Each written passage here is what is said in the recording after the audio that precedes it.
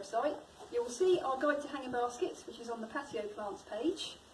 But today we're going to be talking about patio pots, which is quite similar, but you're not having so many trailing plants, and you're going to have more upright. So you can go for something nice and simple. Got the osteospermums, also known as Cape Daisy, come in lots of different colours, and you can just do a nice simple mix of colours of them, and that looks very cheerful in the sunshine.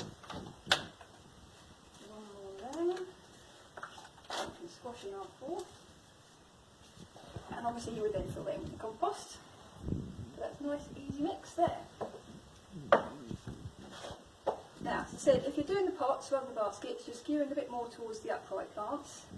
So a good one to have is the argyranthemum, also known as Madeira plants. Again, nice daisy flower on them.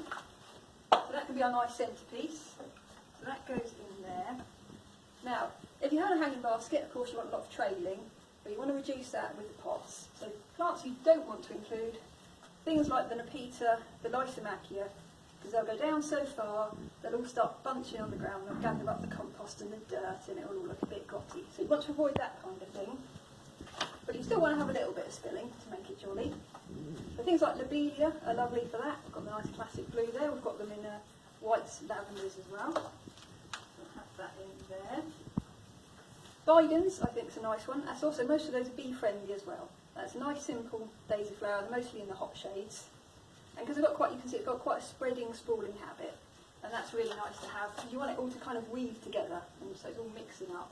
So get that in there.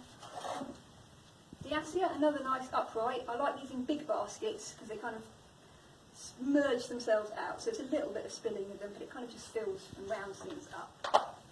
So put that there. Nemesia, another upright.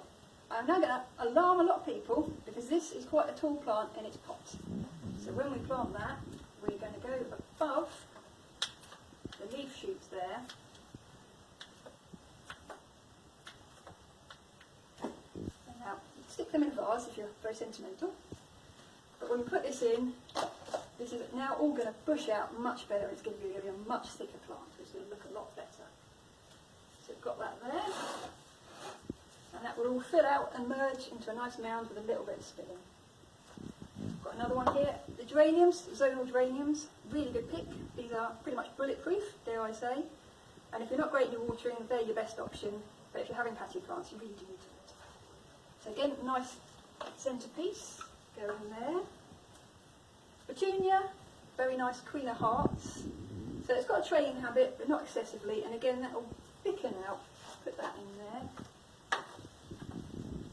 I really like the verbena, they're really weaving themselves amongst all the other plants as well. So for this basket, pot rather, we're going to go with two matching ones. So it's going to be a bit more cohesive than the one we did before.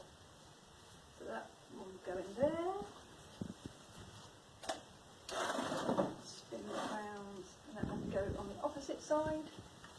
And then to continue with the pink and the yellow, another Bidens, which again, as I said, nice bee-friendly plants. And they sometimes have a bit of spill to them as well. So for this size, we've gone, I think, with one centrepiece and four smaller ones. And again, you can see, nice and cheerful, and it'll have a bit of spilling around and a nice bit of mounding. You just keep deadheading that, and obviously keep it watered.